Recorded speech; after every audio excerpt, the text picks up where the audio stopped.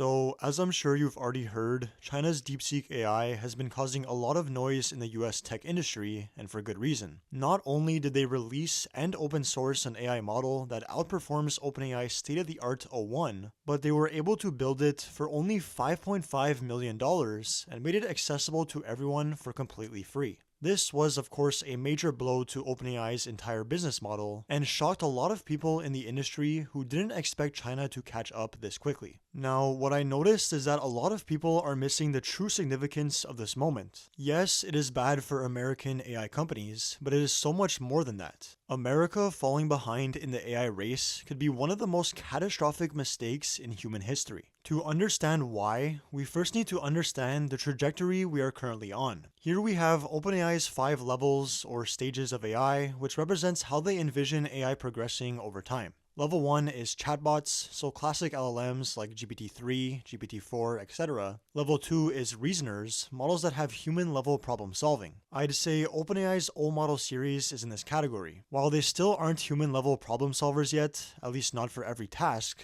they are still reasoning models. The difference between OpenAI's GPT models like GPT-4o and their O models like o1 is the scaling laws used to train them. The GPT series is based off train time compute scaling, where you scale up the amount of high-quality data used to train the model in order to increase performance. In contrast, the O model series is based off test time compute scaling, where you scale up the model at inference while it is actually answering the question, allowing it more time to essentially think or search through possible answers, which predictably increases performance. This new test time scaling paradigm has led to some major advancements on benchmarks, especially reasoning-heavy benchmarks. And we have really only just begun. Also, instead of getting a new model every 1 to 2 years, like with the GPT series, it seems that this new scaling paradigm will bring a new model every few months. Back to OpenAI's 5 levels of AI, as we just talked about, level 2 is currently being worked on, and level 3, agents, systems that can take actions, is also something that is currently being worked on. As you may have seen, OpenAI recently announced Operator, their AI agent that can control your computer and perform tasks for you. It isn't actually available yet, as it is only a research preview, but this means that OpenAI has already begun working on level 3 AI. So we got ChatGPT in 2022, which I guess could be considered the first true level 1 AI system. Then we got the first reasoning models, o1, in 2024. And now in 2025, we have the very early beginnings of level 3 agents with Operator. This means that next up is level 4, innovators, AI that can aid in invention. This is the level where things start to get serious. Because for AI to be able to aid in invention, that would mean it would have to be able to conduct extensive research, perform complex tasks autonomously, and be able to reason at least as well as a human who can invent things. An AI system that is able to do all of these things is what I'd consider to be AGI, Artificial General Intelligence. Now, this is not as far away as you might think. I mean, not only are we already working on level 3 agents, but OpenAI's CEO Sam Altman himself has stated recently in a blog post that we are now confident we know how to build AGI as we have traditionally understood it. And we believe that in 2025, we may see the first AI agents join the workforce and materially change the output of companies. Other prominent figures in the AI space, like Elon Musk and Dario Amodei, have also shortened their timelines for AGI over recent months. So tying this all together, the reason the race to AGI is so significant, and the real reason why DeepSeek's new model spooked the entire industry, is because think about it, what is the first thing these AI companies will do once they achieve AGI? Whether we're talking about the Chinese companies like DeepSeek or the American ones like OpenAI, Anthropic, Google, etc., the first thing they are going to do with an AI system that is better than the average human at any task is have it work on improving AI itself. This would be the moment in which some people like ex-OpenAI researcher Leopold Aschenbrenner claim the intelligence explosion or the technological singularity kicks off. The moment where AI becomes better at building AI than humans do, which essentially results in a self-improving positive feedback loop that quickly accelerates beyond our reach. Therefore, whoever achieves AGI first will be able to theoretically quickly achieve ASI, Artificial Superintelligence, which is an AI system that is better than every human at every single task.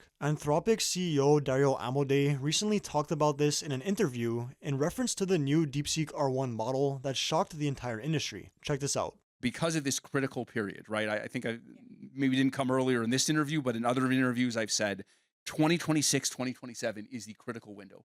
And if you're ahead, then the models start getting better than humans at everything, including AI design, including making using AI to make better AI, including making AI to using AI to make all kinds of intelligence and defense technologies. So I think this is pretty important. And again, I don't believe the export controls were designed to fundamentally change the chip allocation in 2024 or even in the first half of 2025.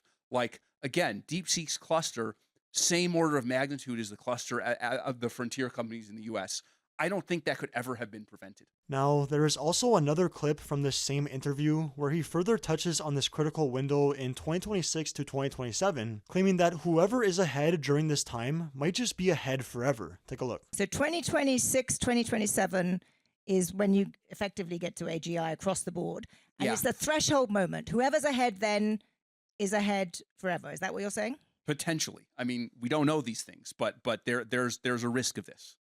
That's happening at a particularly uncertain time geopolitically, but we'll get to that. I've heard those same years, floated as no. I'm aware of how frightening this is. So this is why it is so crucial that the United States maintains its lead in the AI race. I'd argue that it's essential for the benefit of all of humanity. The sheer power a country would have if they were first to achieve super intelligence is unparalleled to anything we've seen before. Even nuclear weapons fails in comparison. So imagine if China had this power, a country whose citizens literally have a social credit score. I don't think that's something we want to happen. Now, I should mention for the record that I don't think any government should be in control of this power. Although if I had to choose one, it would probably be the United States. While I think that what China is doing by completely open sourcing their models is good for humanity in the short term, as it is putting this power into everyone's hands, in the long term though, when we look at how capable these models are getting, I think it is also extremely dangerous. This is an area where I'm sure some of you will disagree with me, and I want to clarify that I am not against open sourcing AI, I just have some major concerns with putting this immense power into anyone's hands. On the flip side, having a few American AI companies or the US government with total control over AI is also very concerning. So really there is pros and cons whichever way you look at it, but I am interested to hear what you guys think about this. Let me know in the comments. Anyways, now you know why the stakes are so high in this AI race, and why American AI companies like OpenAI are terrified of DeepSeek, and why you should be too. Although recent information suggests that China might not be as ahead as we think.